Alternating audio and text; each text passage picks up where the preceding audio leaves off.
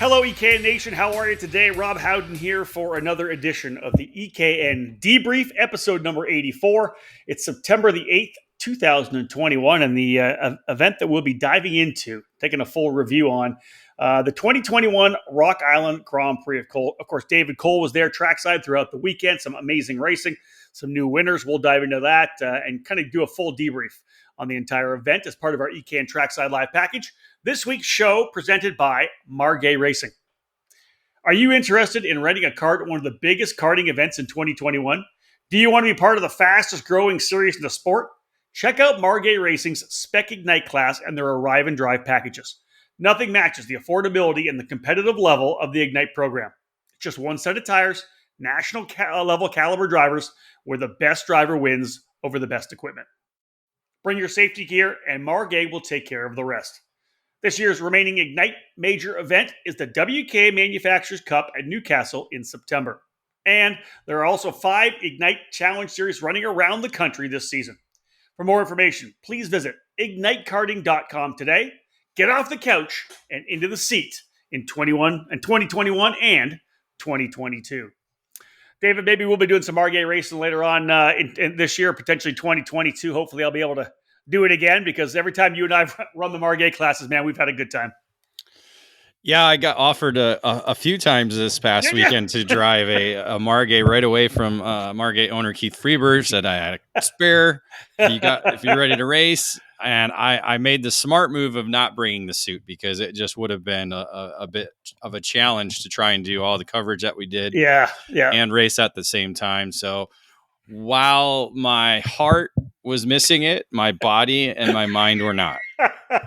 Well, you had the video camera. We put the single video camera up just for turn 6 this year. I could see it when I tuned in throughout the weekend, busting your ass. Of course, the minute you started the thing, we see you running down to turn 6 to take photos. You obviously were taking photos when guys were coming across the line and getting the checkered flags. A lot of work for you at that particular weekend. It is. You know, I tried to get over to turn 5 as much as I could. That's really the only areas I can move and still have access to the start finish line. Yeah, so 5, 6 and start finish. That's kind of where I kind of maintained my area throughout Saturday heat races and then Sunday main events. But the camera wasn't that much work. It just took about 20 minutes to 30 minutes to set it all up and figure out where we could put it, where it was going to be safe. You know, if the weather was going to come, if there was any weather at all, keeping it away from the racetrack, obviously, and keeping it out of the way of the officials so it wasn't in their way as well, too. So, listen, I'll tell you this, David. I loved it. I know it's not, multiple cameras. And, a couple people messaged us saying, hey, thank you so much for the camera coverage. We know it's not a bunch of different cameras. It's not full coverage, but that costs a lot of money. It's not something that, of course, Rock Island has the funding for. You have to have a big sponsor to do that kind of thing. But at least we're able to give you one corner. And the funny thing is, David, at a track like Rock Island, that video camera is exactly what you see, depending on if you're a fan. It really brought me back to the days I was announcing, because obviously the guys that were announcing the race would call them down the front straightaway. You hear them through 3, 4, and 5, and then everybody sits and waits to see what happens when they come out of turn number 6. So for me, it was like I was back there again, waiting to see which kart was coming around turn 6 to get the wins. And that was the idea. It was what we see when we're there every year. We can only see them coming out of turn 6. And as you said, when you step out of the trailer, you can see down into turn 1. So that's essentially the limitations of what you can see at the Rock Island Grand Prix. And so that's why I thought, hey, that's a great time to do it. Yeah. Because any other racetrack, you have the ability to almost zoom around, move the camera around to see the entire racetrack. It's just not good view. No, where this provides you the opportunity to see the start, see where everybody was gridded. We did the best we could to try and do the checkered flag and interviews within the camera range. That was, again, something we just were flying off the hip with. Yeah, it was good in terms of the camera. But again, just to kind of show you, really, just it's almost like a security camera view is essentially what we were showing. Well, it worked. Hey, let's jump into this, folks. This was the 26th running of this event. David, the Rock Island Grand Prix, you've been to a ton of them. I went to a ton of them before. I wasn't able to go any longer.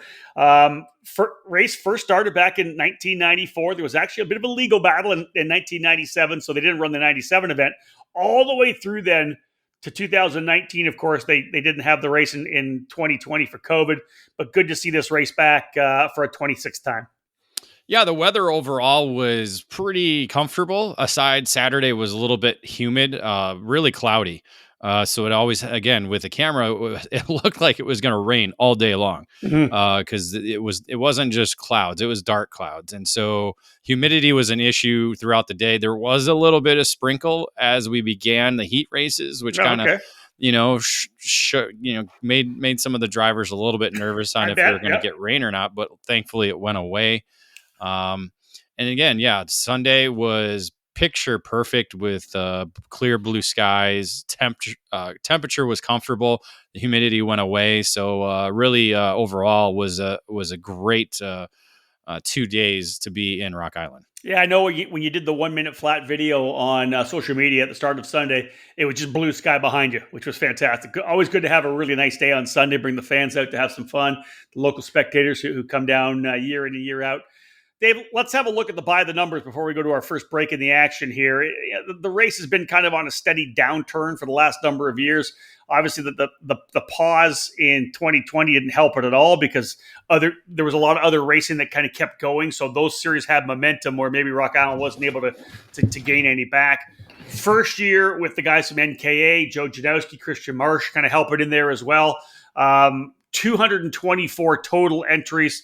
A lot of drivers doing double, triple, quadruple duty, whatever it may be. But the numbers weren't spectacular, but they were still there enough to hopefully focus forward on some growth for 2022.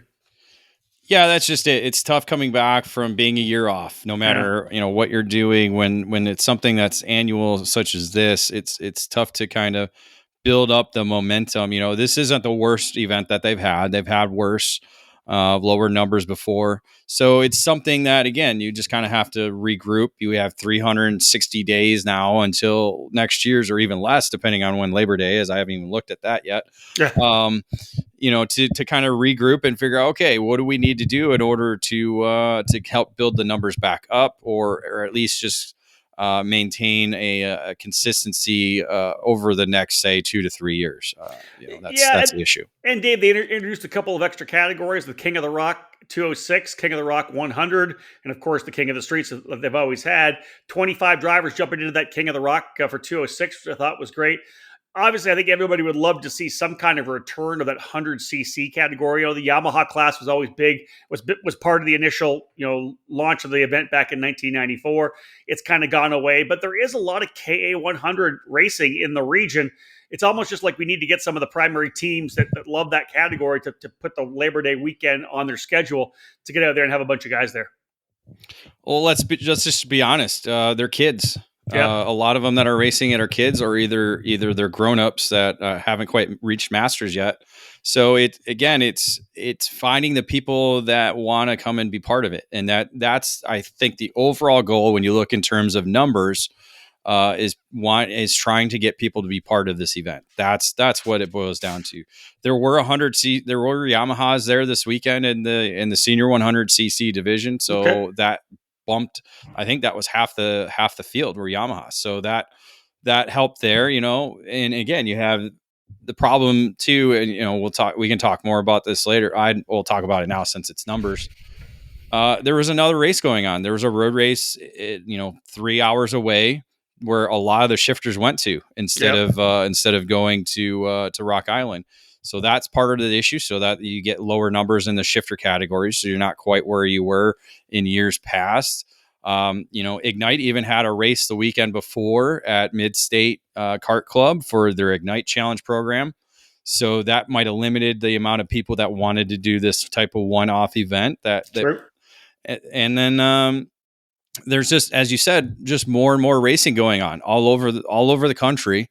And even focally, regionally in the area that's near the Rock Island Grand Prix. Yeah, you're right. And lots of races before and lots of races still to come, right? In September. It's still to come. Yeah, exactly. You have Manufacturers Cup, more Route 66 race series. Again, it's tough for somebody to go there because, again, this is kind of a racetrack where you're all in, because you never know what's going to happen. So it's that type of, you have to have that mentality of, if something were to happen, we'll be okay.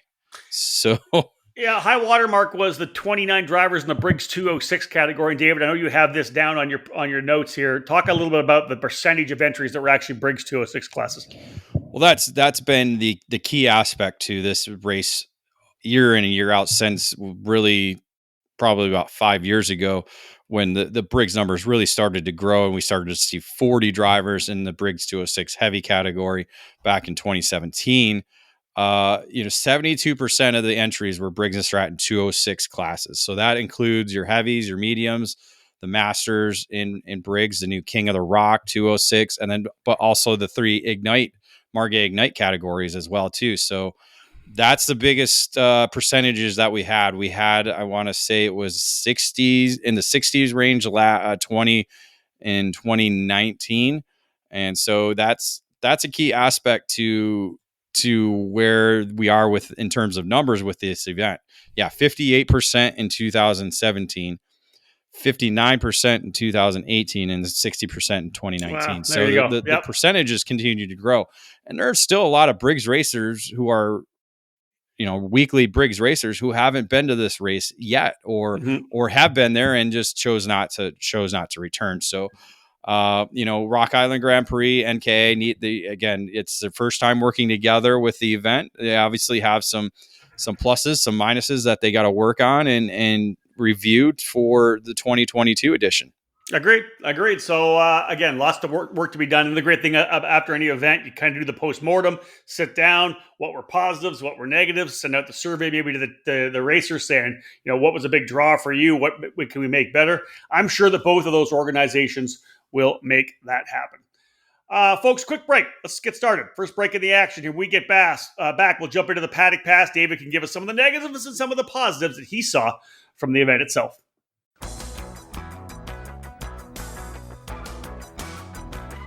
Hey, take a look at your trophy case. Do you see a Duffy in there?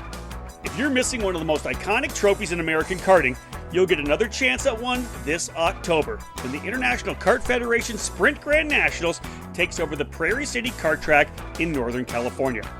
The remodeling of Prairie City under the management of the Durbin family has been a highlight story in NorCal karting, and the Durbins' passion and dedication for the sport will make the track the ideal host for 2021. The 2021 IKF Sprint Grand Nationals will focus on the Briggs 206, KA100, and Mini Swift categories and is set for October the 15th, 16th, and 17th.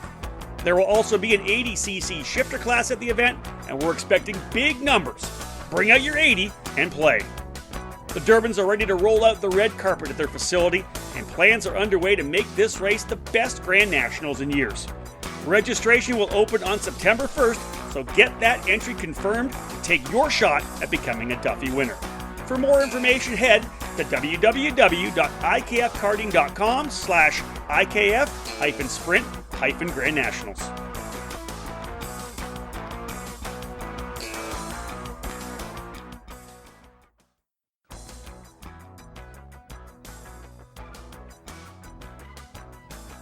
In racing, experience is priceless.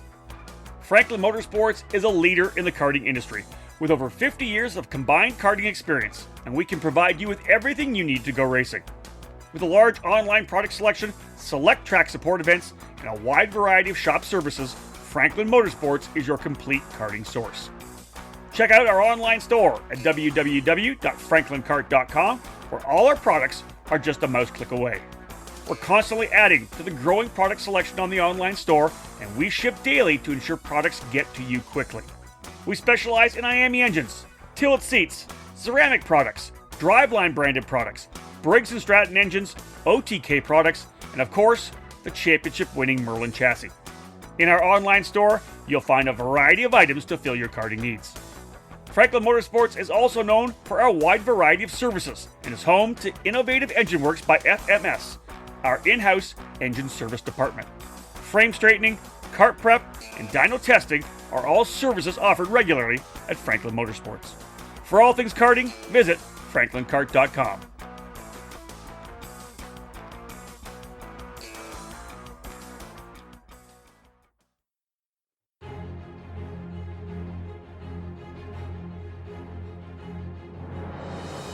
The Briggs & Stratton 206 engine is where out-of-the-box ease and outstanding consistency meet to create legendary races.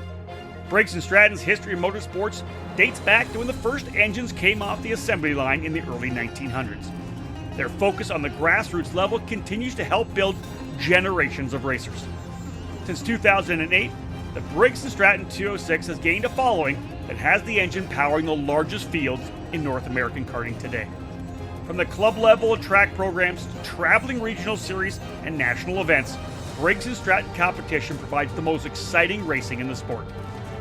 Engineered and hand-built exclusively for racing, every Briggs & Stratton 206 engine is power tested and serialized before it goes in the box. Karters can take that engine straight from the box to their kart and be on the podium at the end of race day. Be sure to follow Briggs & Stratton Racing on Facebook and through @RaceBriggs on Instagram. To learn more about the 206 engine or to find the North American dealer near you, head to BriggsRacing.com. Briggs & Stratton Racing, what powers you? Welcome back to episode 84 of the EKN Debrief, our race report podcast that we do after every one of our EKN Trackside Live events. Jumping into the Paddock Pass now, brought to you by the Trinity Karting Group.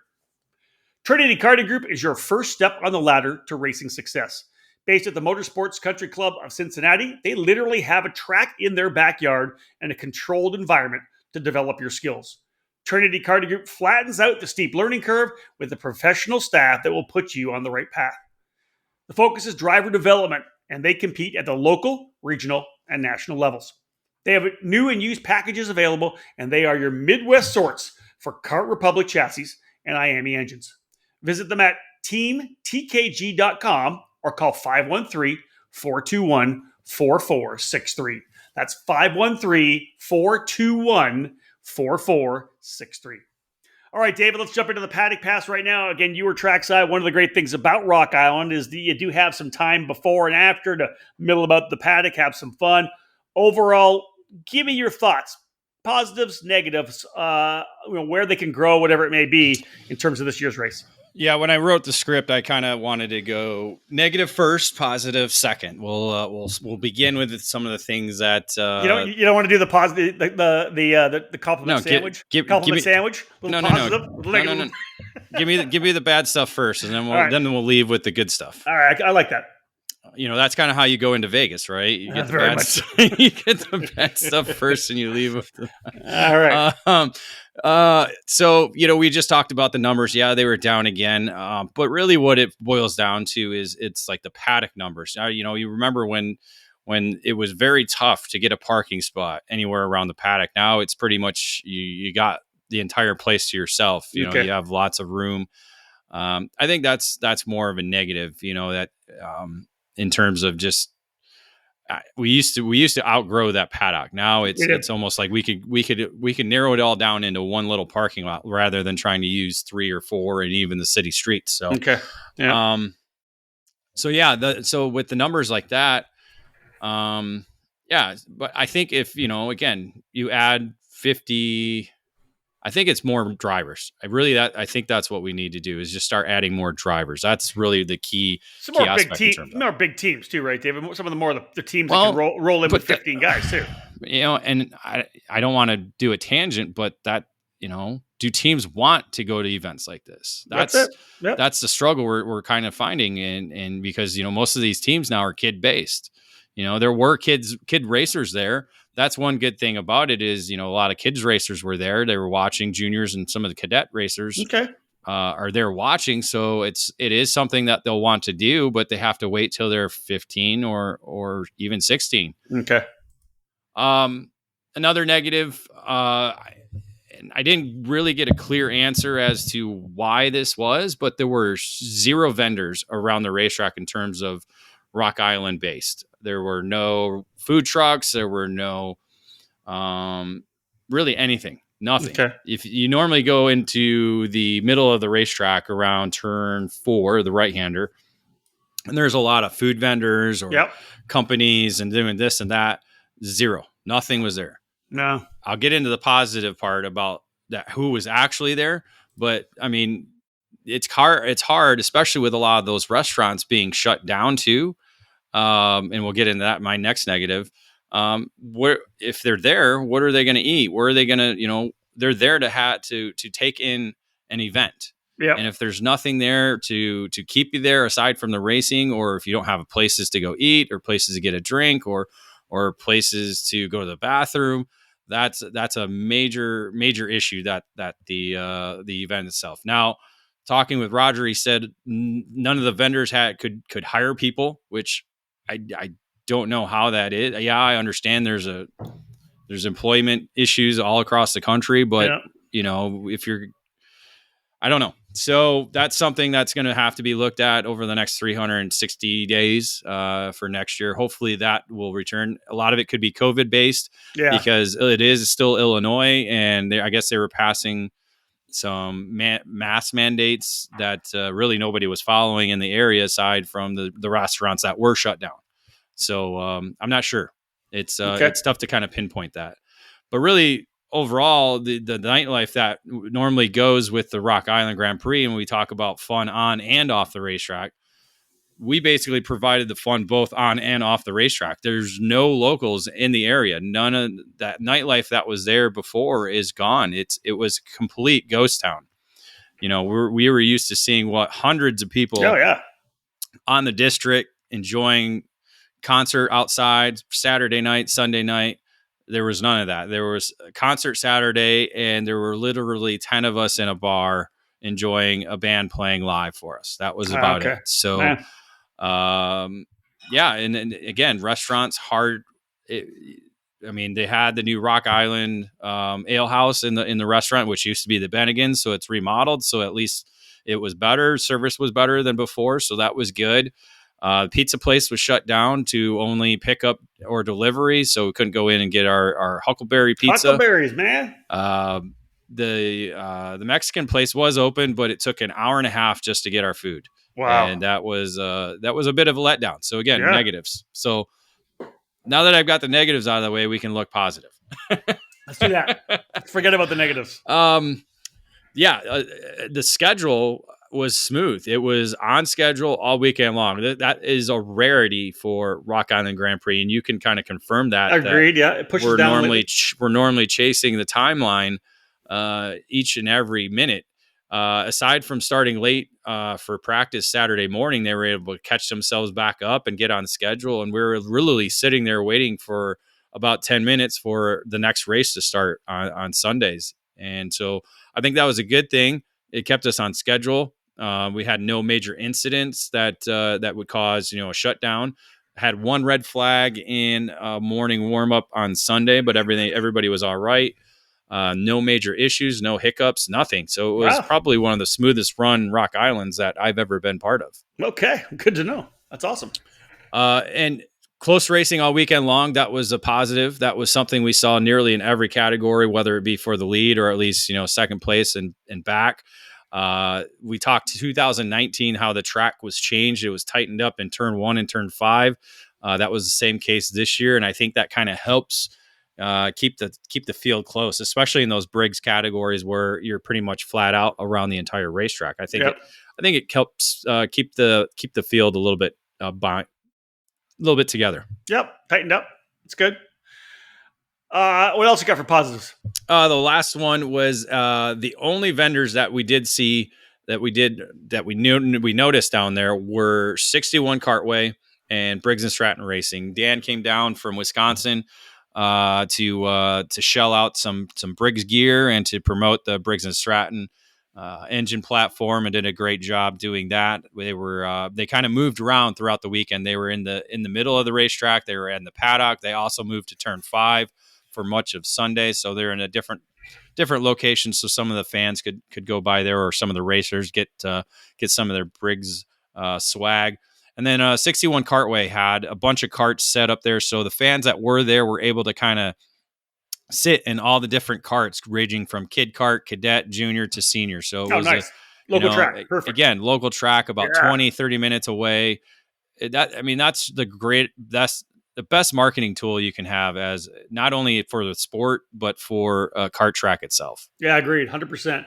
Well, obviously some negatives to work on, and it's hard for the people that are running the race to change the culture and just the whole COVID nature of the arts and entertainment district right now, right? With these restaurants being shut down or not being open for sit down, that makes it tough, obviously, for us when we roll in and when the karting community rolls in. But you're also always wanting to connect with, be the place where all the locals are. So hopefully that'll dial things in for next year.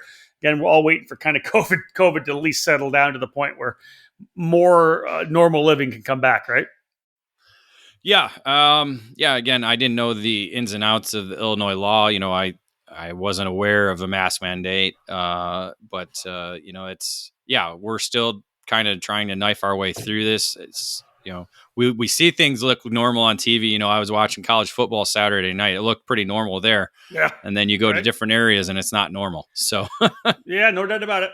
Well, all right, folks, let's do another break here because there was racing. There was some great racing. For those of you who maybe tuned into our live broadcast, the stream, and maybe you got a chance to see the video on YouTube, which is there. If you want to listen to the actual audio from the event, the main events with the video are actually on our YouTube channel. Go check it out. But we get back after this break. We'll dive into the race report. We'll talk Briggs 206 Heavy, Margay Ignite Masters, King of the Rock 100cc, and so on and so on. Lots of categories to go through here on the EKN Debrief. The Route 66 Sprint Series is the oldest regional traveling sprint series in the country.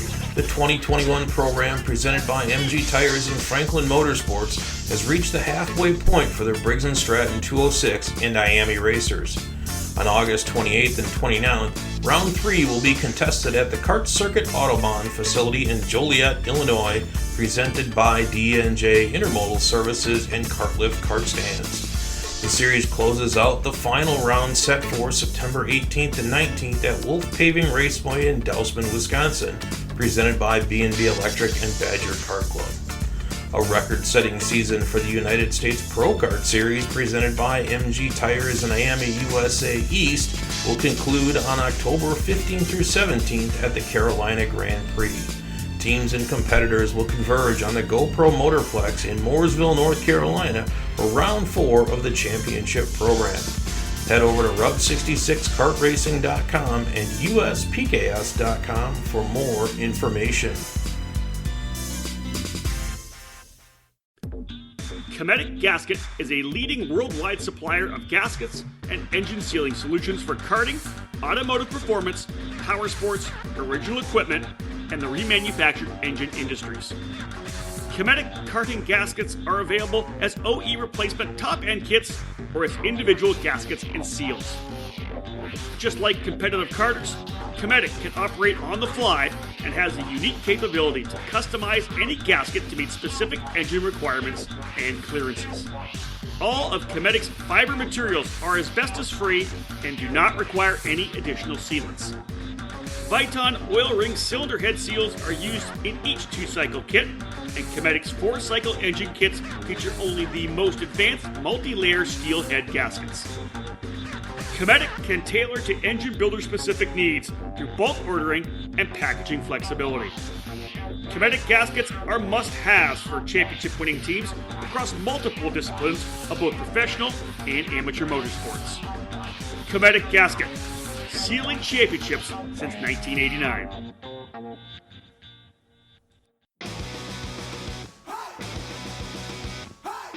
Acceleration Kart Racing is your first and only stop on the internet for karts, parts, and the safety gear you need to get you on the track. Visit shopakr.com for a great selection of karting equipment on a user-friendly website. Acceleration Kart Racing has aligned itself with many of the top manufacturers and distributors of the sport to ensure all the latest equipment is available to you, the racer. With over 20 years in business and customer support available 6 days a week, you can be confident about getting the right parts at the right price when you need them. Be sure to visit shopakr.com today or stop by their headquarters in Las Vegas. Make sure to follow Acceleration Kart Racing on Facebook, Twitter, and Instagram for the latest specials and new arrivals.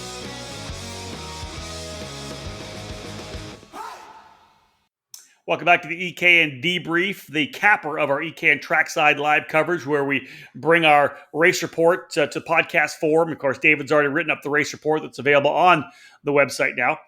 This race report presented by OTK USA.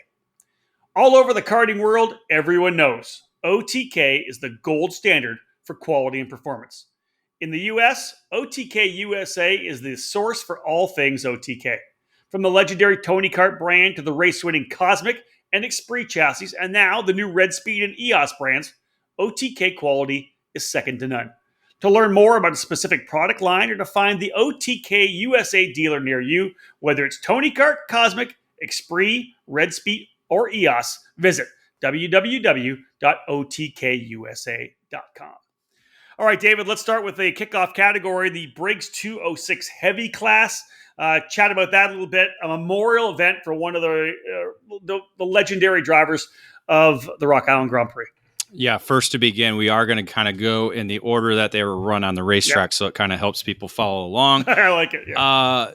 Yes, the Travis DeVrent Memorial Class. Again, a longtime Rock Island Grand Prix racer who lost his life due to suicide. The family continues to help raise suicide awareness, and they commemorate him with the memorial race that is the Briggs 206 Heavy Division. Heavy 1 to begin the Rock Island Grand Prix. This year was a couple invaders, not the actual chassis, but race Rock Island Grand Prix invaders, because we haven't seen Chase Jones in a long time, a former junior winner back in 2014, along with last year's King of the Streets winner, Race Liberante. They decided to race Briggs 206, and they ran the heavy class along with the King of the Rock category as well as their two Briggs 206 categories.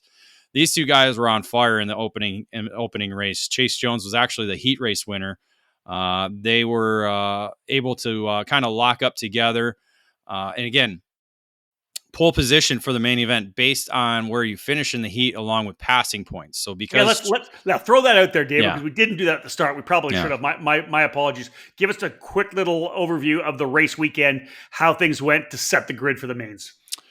Yeah, the format of the weekend is you get 2 rounds of practice and then a heat race. And the heat race is your starting position determined by P-pick. So thinking of old school club racing. And then Rock Island awards you with finish points along with passing points. So they determine how many carts you pass, you get this amount of points, and then they add all those points up, and that kind of sets the grid for the main events. I mistakenly did not get all the starting lineups for the main event, so I don't know exactly how everybody finished or how they ended up. So we're just kind of going to go along with it and just talk about the main events really. That's it. Perfect. So Matt Payway, a former winner at the Rock Island Grand Prix, he was on the pole position and led early. Unfortunately, a nose cone issue with the nose digging in underneath the chassis, forcing him to pull off the racetrack as he couldn't control the cart. But meanwhile, Chase Jones, Race Liberante, they were locked up, pushing each other basically through the field. I think they started around 5th or 6th, and we're up to about 2nd and 3rd when Payway decided to pull off.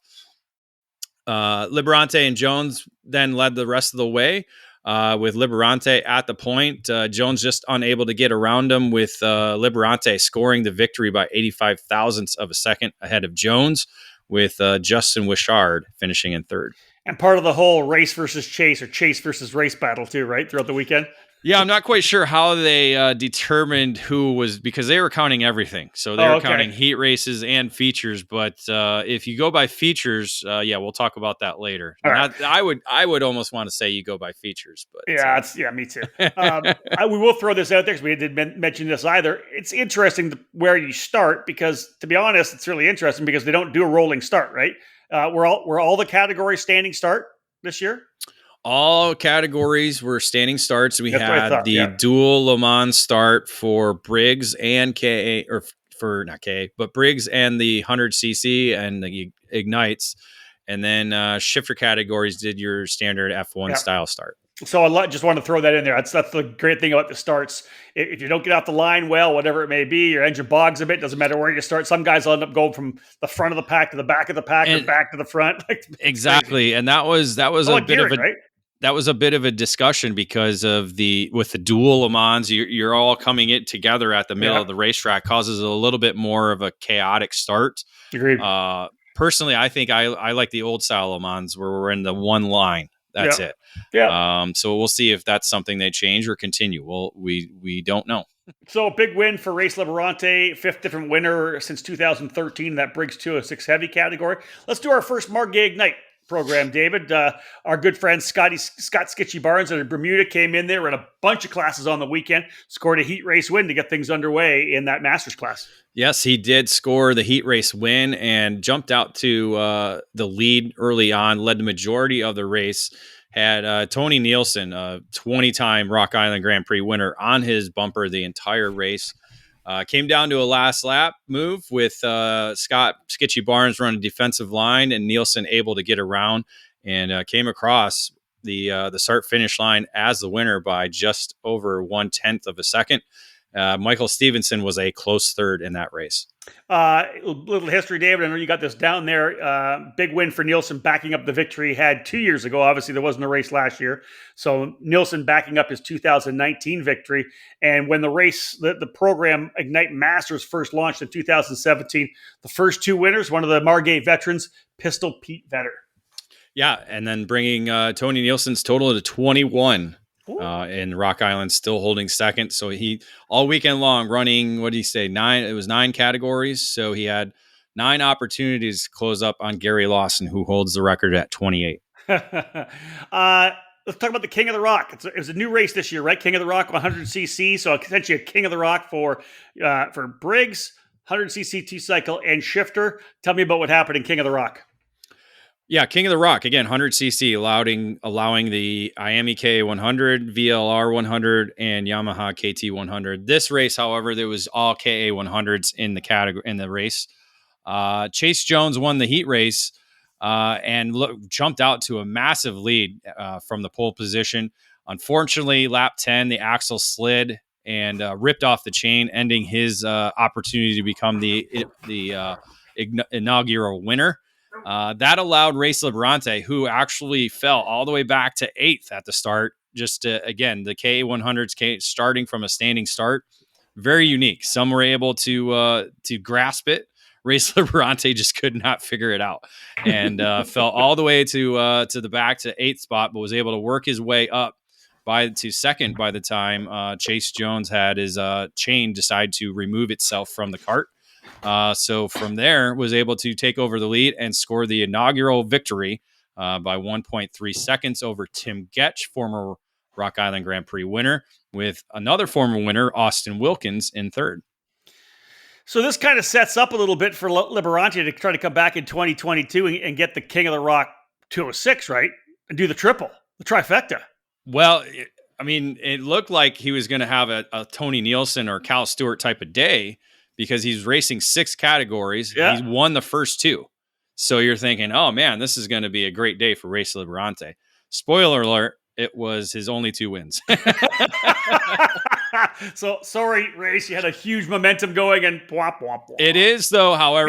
It's Rock Island, man. It happens. It is a bit of history though. He is the first person to wear the crown in 2 different categories. That's what I'm saying. If he comes back and wins King of the Rock 206 next year, he'll have won all 3 Kings. King titles. Yes, correct. Yes, you have that big. Correct. That's pretty big. That's pretty big. Let's go to 206 Masters, David. A lot of guys that we get a chance to race with anytime we're out there, like a Jeff Scott, Jeff Dolian, Barnes, Michael Welsh, some really badass drivers in the field. This was a heated battle, all 15 lap long. Jeff Scott ended up winning the heat race, but it was Don Newman on the pole position after all the points were tabulated. Okay. He led up until the halfway point. That's when Michael Welsh, a former Rock Island Grand Prix winner, took over. Yep. Jeff Dolian made his way up through the field at the same time. Again, multiple changes of position throughout the entire race. Dolian was second, made a last lap pass for the victory, and was able to claim his first win in the category, winning by 0.2 of a second, with Scott Skitchy Barnes, who I think fell back to 8th, was able to make his way up to get by Welsh by the start finish line to take the second position. Ironically, Barnes was on an Ignite cart. All he did was change his tires, so he had the same Ignite setup that he runs in the next category for Margay Ignite Senior 1, which was the next category. he would have to change his tires between each races. So he would run the 206 Masters on the 60Bs, or I believe the 60Bs were the spec tire for Hoosier, and then change over to the 80s for the Ignite category, and basically changing. I think he had to add weight as well too, so he had to remove weight for the senior category. Jeez, man, that's busy day for his crew. I'll say this: as I was working throughout the weekend, this is one of the races I watched from start to finish. And again, that last lap at Rock Island, right? Welsh comes out with the lead at turn 6. I'm watching the camera, and then you just never know. And all of a sudden, it's Jeff Dolian, and Jeff added another feather to his cap. He's won a lot of races over the last handful of years running that Margay. So good for him to get the victory there in 206 Masters. Yeah, first win in this category, second overall after winning the Ignite Senior category in 2016.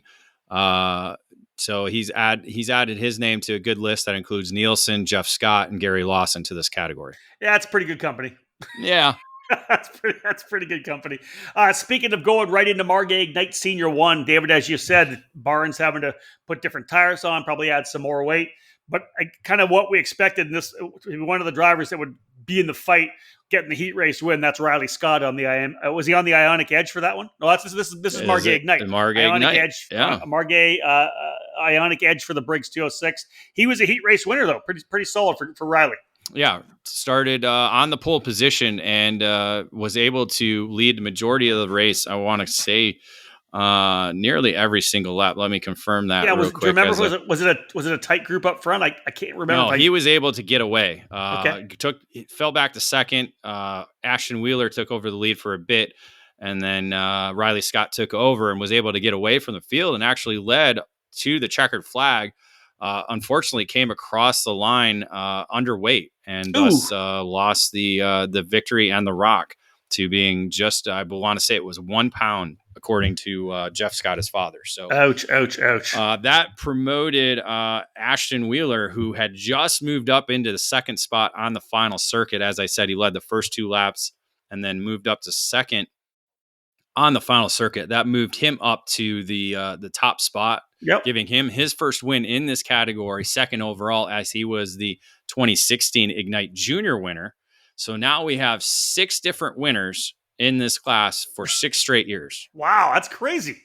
So no repeat winners since they introduced the Margay Ignite Senior category. So Jeremy Remick, Jeff Dolian, Jordan Bernlauer, Scotty Barnes, and Evan Stommer. That's pretty amazing. Yeah. Right? Well, it should have been me one of those years, but we won't talk about that. Yes, David? It should have been you one of those years. It should have been me the year Bernlauer won. Yeah. Well, you know what? Those damn clutches. Maybe one day you'll get that beep beep rock. Yeah. So a little bit of changing up front. Gage Kemp finished third, but he was removed for fuel. So that promoted Trevor Eggemeyer up into the second spot, and then good old Ken Williams in third. Attaboy, Ken. That's awesome. All right, folks, another quick break in the action. We'll get back at it. We're going to talk shifters. We're going to talk vintage. We've got more Briggs to chat about as we get back into the race report after this break. Established in 1999, PSL Karting has become a powerhouse within the karting industry for North America and around the world. PSL Karting is your complete source for all Burrell Art products as the North American importer, providing this top quality product through both their expansive dealer network or through the PSLkarting.com online store. Whatever you need is available 24/7 online, including safety gear, parts, components, and full karting packages. All 3 brands, Burrell Art, Ricardo Kart, and Charles Leclerc karts, are in stock and ready to hit the track. Grab your winning chassis for any category by visiting PSLkarting.com to find your nearest dealer. PSL Karting is always looking for interest in new dealers and teams to help create new business relationships. Drivers looking to take their talents to the next level can join the Burrell Art North America race team, competing at all the major U.S. and Canadian events this season. When you're ready to win, go with PSL Karting.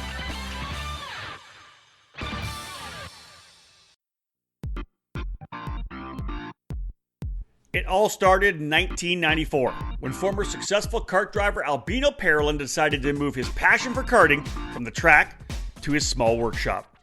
That's when Parolin was born.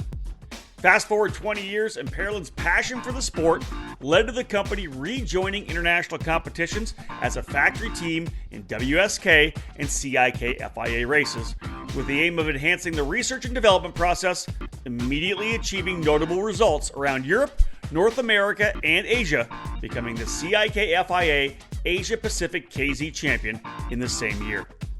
Parolyn USA is North America's source for Parolyn products, and we run a factory team at all of the major Superkarts USA and Rock Cup USA events.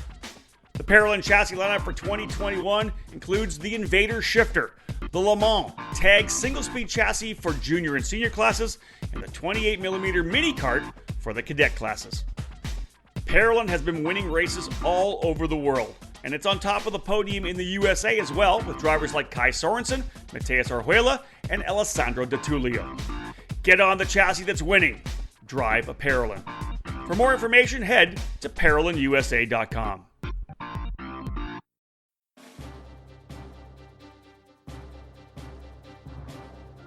Powered by technology, DID racing chains have a worldwide reputation for superior quality and reliability. Meticulously engineered and manufactured in Japan, DID Genuine Parts are the world's #1 original parts supplier for Japanese and European motorcycle manufacturers. A rich racing tradition where results speak for themselves, DID prides itself on engineering the most technologically advanced chains on the market to help you excel on and off the track. DID's SDH pin treatment creates an extremely hard chromium carbide layer on the pin surface that houses a soft inner core to absorb extreme shock loads. DID's 219 HTZ racing chain boasts this SDH pin technology, which leads to longer chain life as well as excellent energy transmission to the wheels. Available in the gorgeous gold, the 219 HTZ is the ultimate racing kart chain. Pick up a DID chain at your local dealer today, because when winning is the only thing that matters, go with DID. Welcome back to our EKN Debrief podcast as we give you the full deep dive into the Rock Island Grand Prix, our race report podcast. This section of the race report brought to you by OTK USA. David, King of the Streets, we've seen a lot of great battles back and forth. This one, though, another win for Magic Kart USA. They've been having a tremendous season. Andrew Bodozo able to come in and get crowned as the King of the Streets champion after a solid weekend. Yeah, this one was a whole shot victory for Andrew Bodozo, who was here in 2019. And as he said in his victory speech, he was a little immature back then and actually wasn't able to make the race on Sunday. So enjoying the off-track fun a little bit too much. So this time took it a little bit more serious and certainly was among the quickest guys on the track all weekend long. Was actually the only driver in the main event to get under that 32-second mark as he led wire to wire in all 20 laps for a 9.7-second victory over the field. Last year's winner, Race Liberante, started 10th after a heat race DNF, so he had to come up through the field and was actually able to get up to that second spot, just unable to match the pace of Bodozo. Yeah. With 2017 winner Austin Wilkins able to drive to third. Yeah, some pretty cool stuff, David. Give us some of the history. I know I watched the end of that race and saw that Joe Janowski was out there, grabbed the mic, and was able to pass off the crown. Also, the first ever winner of the SCUSA King of the Streets, where the King of the Streets came from, back in Oklahoma City in 1998. Good to see Joe there, of course, with NKA. They're teamed up with Roger Ruthard and the whole Rock Island Grand Prix committee to put the event on. But I like having Joe, crowning Bodozo. That was a nice touch. Yeah, so since 1998, we've had 15 different winners. This is the 7th straight different winner that we've had in the King of the Streets category at Rock Island Grand Prix. The first first crown for the Magic Kart USA crew, and the first TM to win since 2016. Yeah, good insight there. We talked about doing Briggs 206 Heavy 1 from the get out of the gate here. Briggs 206 Heavy 2. Rock Island running a number of different categories with 2 different classes, so drivers have more time to be on the racetrack. They'd give us the insider on Briggs 206 Heavy 2. Yeah, this one featured 3 different leaders. Jeff Scott, who won the heat race, Tony Nielsen, along with Drake Ostrom. Ended up being a last lap battle with Ostrom leading at the white flag As they made their way towards turn 2, it was Michael Dittmer and Jeff Dolian who were able to draft past Ostrom.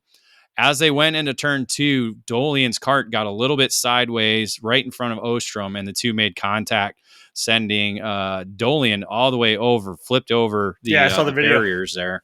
Yeah. And so thankfully, both drivers were able to walk away. Unfortunately, took both of them out on the final circuit.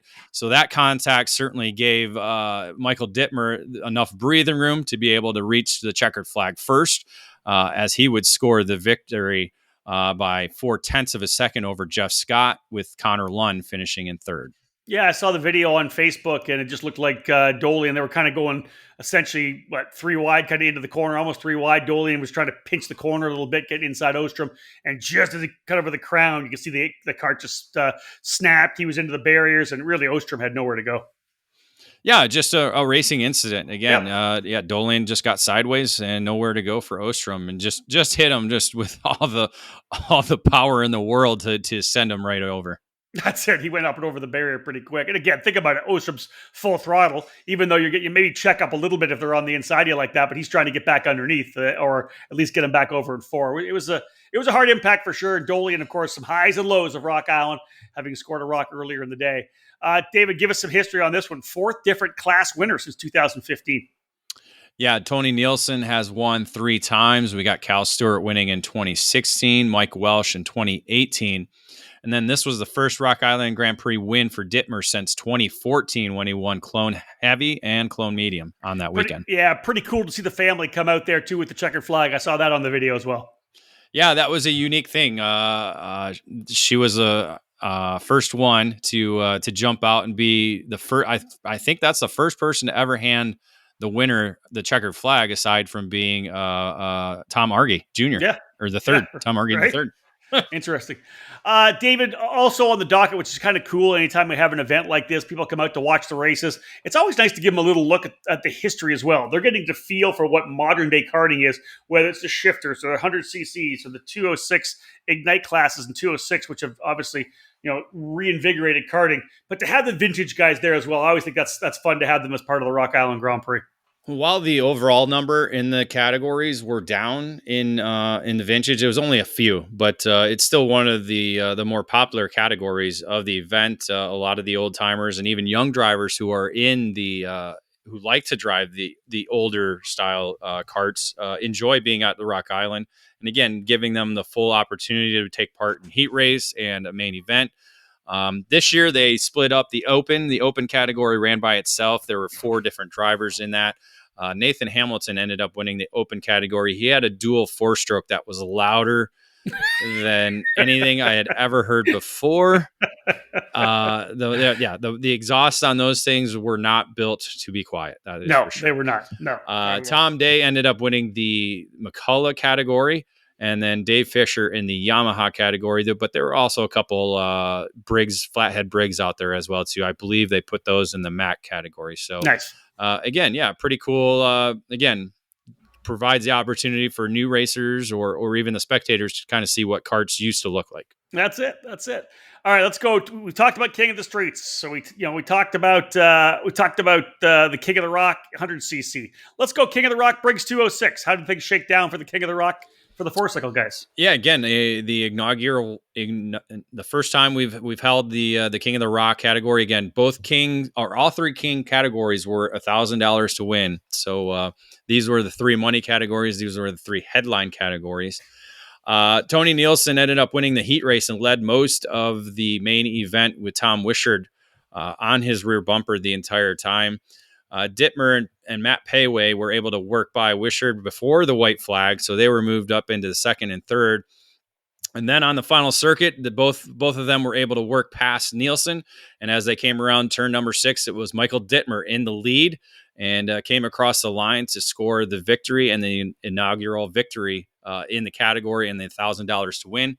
Really, essentially going back to back because his first win was just before Vintage, and then right after Vintage, they had this race. So nice. Really cool to see him go back to back. So matched his 2-win performance in 2014 with 2 wins this year and then becoming the first driver to wear the crown, and presented that by Briggs & Stratton Director of Motorsports, Dan Roach. I like that. That's awesome to have Dittmer get that honor again. Michael, one of the legends, of course, of the Rock Island program, and a good friend of ours. So good to see Michael getting a couple of wins there.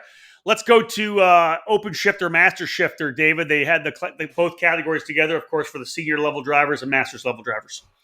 Yeah, they did. It was a bit of a mix because some of the Masters drivers were giving the young bucks a little run for their money. Race Liberante actually came out and won the Open Shifter heat race, with Scott Barnes finishing first in the Master Shifter category for the heat race.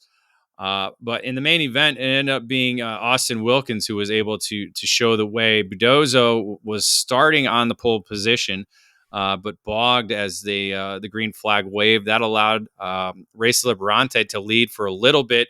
That was until Wilkins and Budozo were able to get by on lap 13. And then from there, it was Wilkins, Budozo with a magic 1-2. And Wilkins earning his second victory in this category after winning it in 2017. All right. What about the Masters, guys? Barnes was just not up to pace, bogged at the start, and was just not able to continue on. I believe something happened in with the clutch that allowed Joe Rook to go on to lead the entire race. Was racing top 5 in the open category, but decided to take it easy and not do anything stupid, and went on to score his second rock at Rock Island Grand Prix after winning 2017 in the 80cc shifter category. Nice. So this will be his first win in the Master Shifter division. Kevin Risk and Nathan Williams finishing second and third in the Masters class. Another break in the action. When we get back, we'll wrap up the race report with Briggs 206 Medium 1, Senior 100cc, Margay Ignite Senior 2, and Briggs 206 Medium 2. Stay with us. We'll wrap up the race report after this. Looking for that extra edge? Comet Racing Engines is your answer. The engine service program from Comet Kart Sales has been winning from coast to coast at all levels and different forms of the sport. Lead engine builders Mark Harrison and Gary Lawson have decades of karting experience, providing racers the power to reach the top step of the podium. Comet Racing Engines continually perform track and dyno tests to provide their customers with the cutting edge in engine performance. Comet specializes in Yamaha KT100, IAME Swift, IAME X30, IAME Leopard, and Rock engines. Trackside and customer support are the cornerstones of the Comet Racing Engines business, ensuring each and every customer receives personal attention and the help they need to achieve the best results. Engine rentals are available at all the events that Comet attends in 2018, including WKA, SCUSA, USPKS, and the Route 66 Sprint Series. Contact the Comet team today at cometkartsales.com or by calling 317-462-3413. If you're looking to step up your engine program, send it to Comet Racing Engines.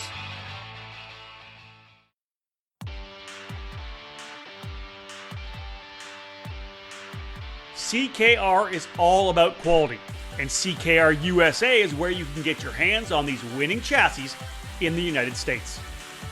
It's the CKR Barracuda 32 mil shifter kart chassis, the 100cc focused Stingray. These are two popular models contributing to the success of this thriving brand. And CKR USA is where you'll find karts, parts, and everything you need to go racing. Delivering the latest innovation in kart racing technology, CKR carries its own distinctive frame design.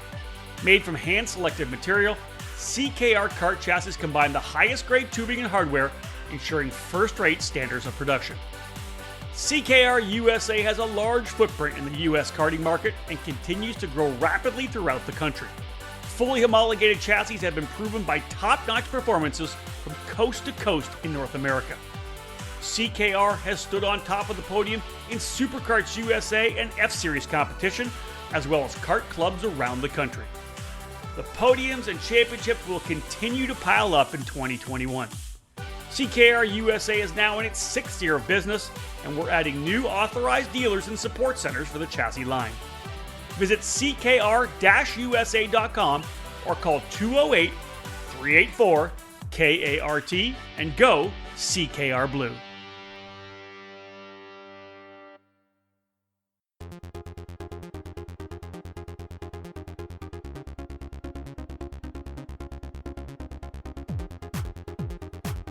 You can buy all the latest and greatest products on the market, but when you're karting to win, it boils down to one thing: you, the driver. Gain the knowledge and abilities by investing in yourself at the Alan Rudolph Racing Academy, and you'll find those extra tenths of a second you need to put yourself on the podium. The school was established by SuperKarts USA Hall of Fame driver Alan Rudolph, with decades of victories and championships in multiple forms of the sport, including other disciplines of racing.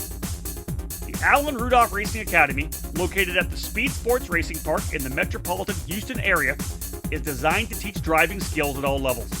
The instructors of the Academy have decades of racing experience and educating drivers of all ages.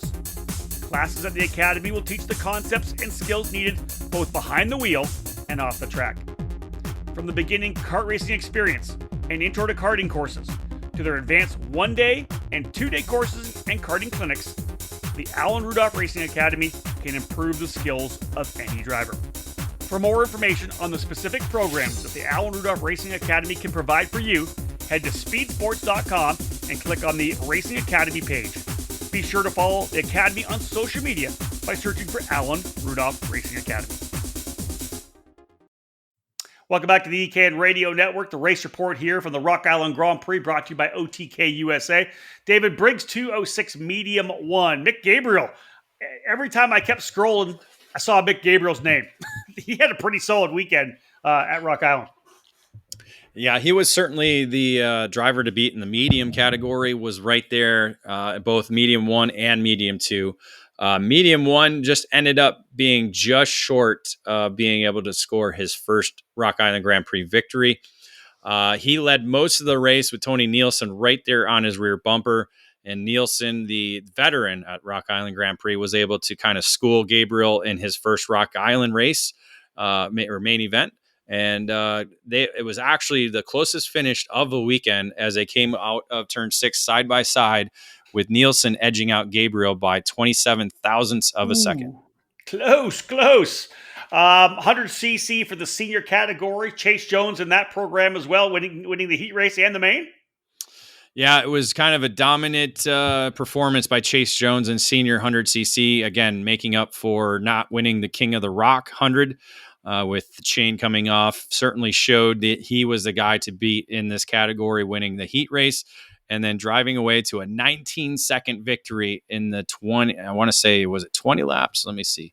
Let me confirm that, because if it's 15 laps, that was pretty massive. No kidding, right? And on the willpower card as well, right? That is correct. On the willpower card with MPG Motorsports, Billy Vincent enjoyed his first Rock Island Grand Prix. Yes, you know, kind of like how you chickened out this weekend because IndyCar wasn't racing.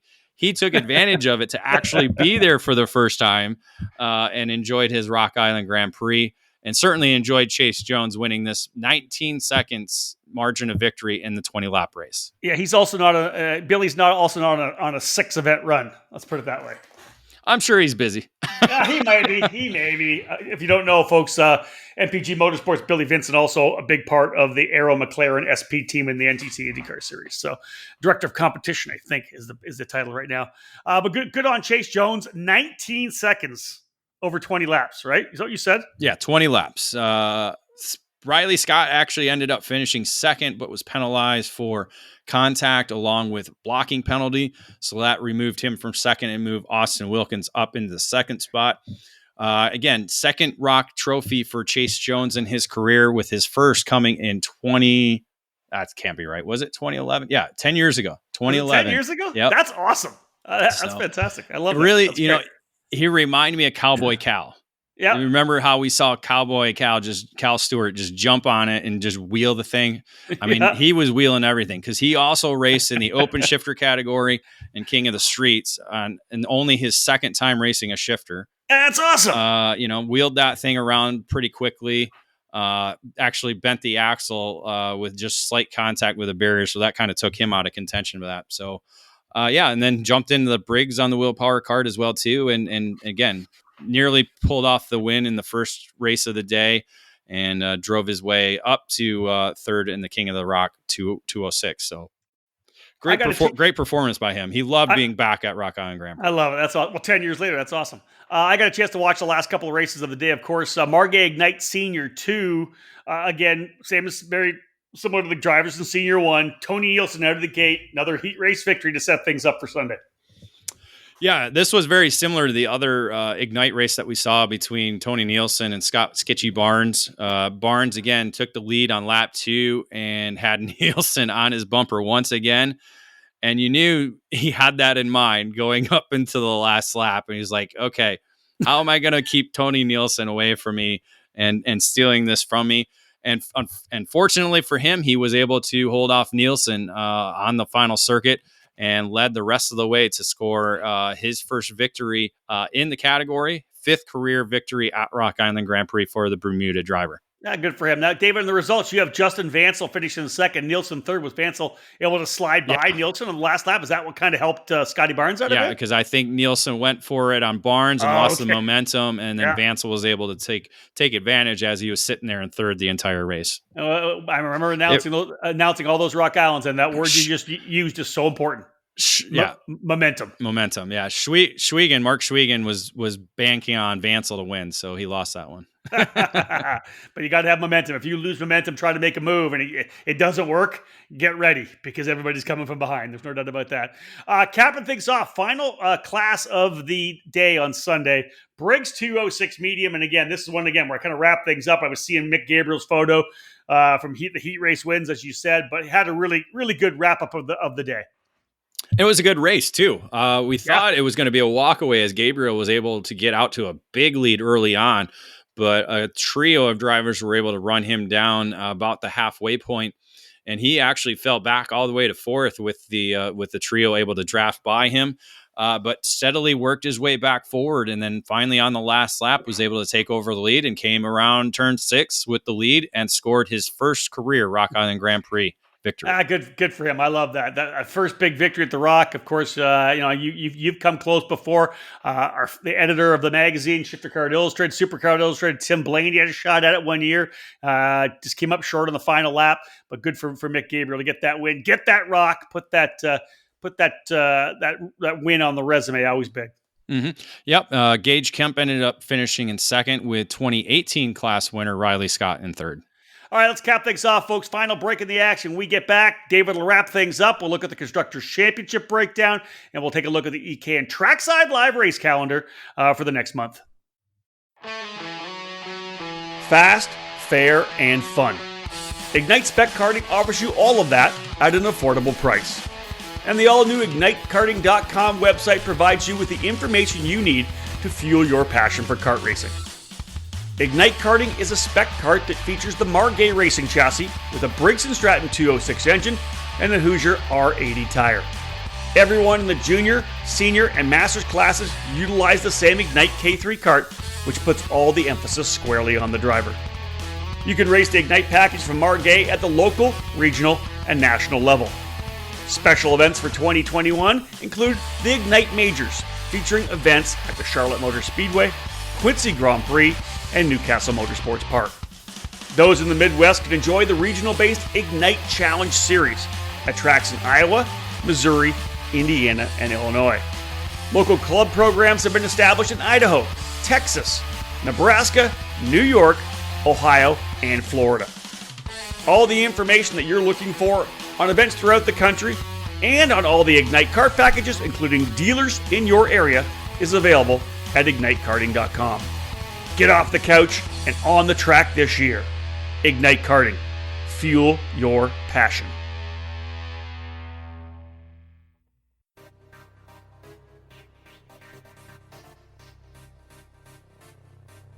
Located in Mooresville, North Carolina, on-site at GoPro Motorplex, Kart Sport North America features over 6,000 square feet of retail space.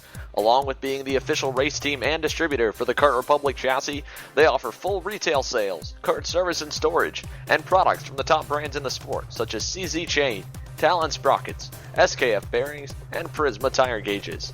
If you want to take your racing to the next level, they also offer driver training and coaching programs available trackside at GoPro Motorplex. They have a massive inventory, so head to their online store at kartsportna.com to get same-day shipping of the parts and components that you need. While you're there, check out their used section of karts, engines, parts, and accessories. Kartsport North America. Top quality products, winning brands, and professional driver development services.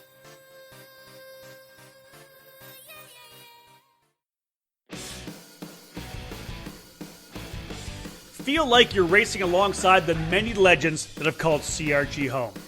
With direct factory support, the CRG Nordam operation is the North American distributor for all CRG products related to karting and is based just outside Houston, Texas. The complete racing chassis line, including the famous Road Rebel shifter kart, is available through CRG Nordam. The growing FS4 Briggs & Stratton focused chassis is expanding worldwide, including right here in North America. Many tracks, indoor and outdoor, have made the switch to the Centurion rental kart line through CRG. New for the 2020 season is the Mini Hero for cadet racing, homologated for FIA competitions around the world. Head over to kartcrg.com or find them on all social media networks. Welcome back to the EKN Radio Network, wrapping things up for this edition of the EKN Debrief as we take a deep dive into the Rock Island Grand Prix. David was trackside throughout the weekend. David, let's have a look at the Constructors' Championship. A bunch of different brands getting race wins. 7 different brands in total. Yeah, these are all the categories that were the non-Margay Ignite or Vintage. So we had 11 classes with 7 different brands winning. Margay ending up winning 2 with Eagle Kart from Comet Kart Sales winning 2 thanks to Michael Dittmer. Race Factory winning 2 thanks to Race Liberante. Magic winning 2 with Andrew Budozo and Austin Wilkins. EOS Chassis with Mick Gabriel at the wheel of the OTK kart.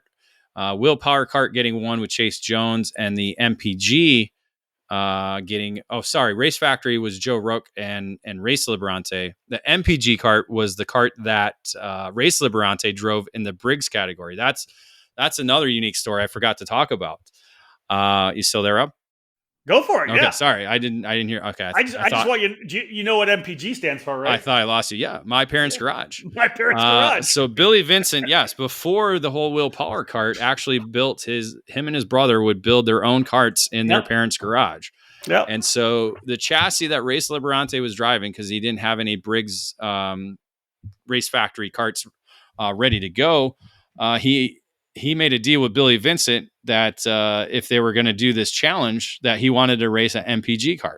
Nice. So Billy Vincent provided him an MPG kart. Unfortunately, during the King of the Rock 206 heat race, Race Liberante went hard into the barriers. Just got pushed off going into the right-hand corner, but got pushed off into the left and went straight into the barriers, like cones and everything, and destroyed the entire chassis. Thankfully, Billy Vincent had a very used MPG kart sitting there for him to change back over into over Saturday night. And so that was the backup kart that Race Liberante won that Briggs 206 heavy race win. Now, that's the extra story we were looking for. I like it. That's good stuff. David, every year, one of the things we check off in an event race report, whatever it may be, who's got the most wins, who's getting victories, who's getting closer, because the Rock Island's been around for so many years, as we said, 26 years. We've got, like you said, Gary Lawson, 28 career wins, but there are guys chipping away at it, adding a couple of rocks themselves. Yep, guys continue to chip away, and obviously Tony Nielsen, the driver that everybody's been kind of keeping their eye on over the past 6-7 years at Rock Island Grand Prix. Now his total has grown to 22 with the 2 victories that he earned this year. So now he's 6 back of Gary Lawson, who holds the career wins total record at 28. So that's the number now going into 2020 with only 6 race wins ahead for Tony. Yeah, that's pretty close. What else we got? Another wrap-up thing. Nielsen, along with Dittmer and Liberante, were the only drivers to leave with 2 rocks each. Dittmer now has 10 total at Rock Island Grand Prix, and he now sits 5th overall, so he's got that double digit now. Liberante has 4 total, so 2 in 2019, along with the 2 that he has from this year, all 4 in different classes. That's cool. That's cool. And again, a couple of new winners in Mick Gabriel and Andrew Berdozo. Yep, those were the only 2 new winners. All the rest of the winners that we had on the weekend were previous winners at the Rock Island Grand Prix. So, folks, a lot of races that we do every year and do our EKN Trackside Live program. Let's have a look at the race calendar. A couple more events coming up for us in the next 2 to 3 months to kind of cap off the year. This look at the EKN Trackside Live race calendar presented by Leading Edge Motorsports. Leading Edge Motorsports is the industry answer to winning in karting. At the helm is industry veteran Greg Bell, who has orchestrated the success of countless drivers dating back to the mid-1990s.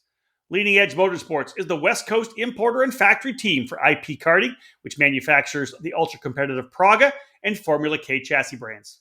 Leading Edge will be trackside at the SCUSA Pro Tour, California Pro Kart Challenge, Stars Championship, and Rock Cup events in 2021. Contact them today to book your spot under the tent. Visit leadingedgemotorsports.com for more info or find them on Facebook and Instagram. At Leading Edge Motorsports, winning never gets old. All right, David, this is interesting. We got a couple of EKN Trackside Live events. We got a little David Cole putting the helmet on trackside event as well. That's the first one, actually, October 1st, 2nd, and 3rd. Again, this year I can't make it with the COVID-19 pandemic canceling Toronto. Road Dandies decided to go to Mid-Ohio for the finale, first wing in October. You're running solo again this year, but it's the Cup Karts North America Grand Nationals 5 at Newcastle. Grand Nationals 5, Newcastle Motorsports Park at Newcastle, Indiana. So the annual first weekend in October for this event, 5th year of the event. And I think we might see a new record again. We're looking at, 260 pre-entries already. Wow. And last year was, I want to say 320 overall. So, I know I need to enter. I know a lot of other people are going to be entering that we've talked to. So, we're looking at big numbers once again. Dude, and Canada still isn't open yet. Can you imagine when the Canadian, because they love their bricks up here, they're going to roll down. Unbelievable. Yeah, it's quite an interesting scenario for sure. Yeah. Let's look at our Trackside Live events, David. You're going to be at the finale for the United States Pro Kart Series at GoPro Motorplex in Mooresville, North Carolina on October the 15th to 17th. Capping things off for what has been the biggest series in terms of numbers this year. Yeah, it's going to be a great finale. 7 championships on the line.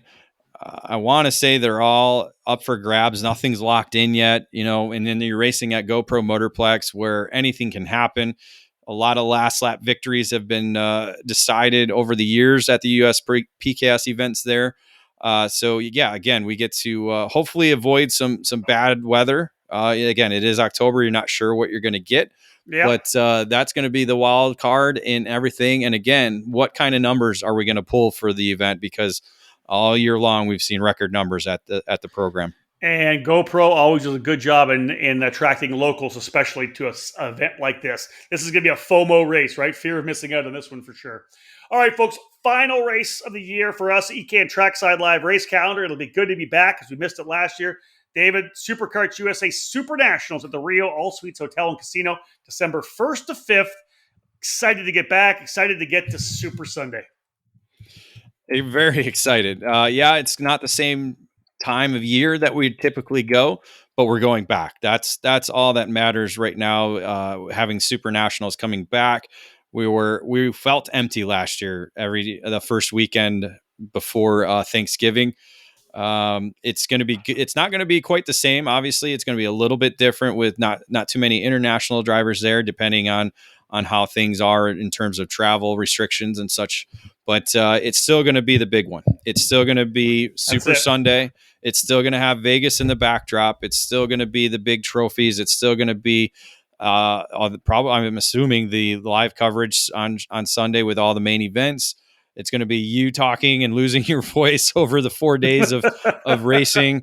Yes, it will be. It's going to be a lot of fun, and it's going to be a very exciting return to have that back. And I think mentally for a lot of people, it's just going to feel good to be back at the Rio. Well, folks, we are done for this edition of the EKN Debrief. Thanks to David Cole for giving us a full rundown. He, of course, did the heavy lifting and quarterbacked that program. Episode 84, looking at the Rock Island Grand Prix. Big shout out to our broadcast partners from the weekend's coverage, Briggs & Stratton, Franklin Motorsports, and Margay Racing. And as always, thank you so much to Cooper Tires for being our presenting sponsor and partner of the 2021 EKN Trackside Live Tour. We're done, folks, for the Rock Island Grand Prix. Again, David, as he said, will be trackside at the CKNA Grand Nationals, then the USPKS finale, and we'll wrap off this season's coverage at the Super Nationals in December. Thank you so much for joining us, folks, here on the EKN Radio Network. On behalf of David Cole, my name's Rob Howden.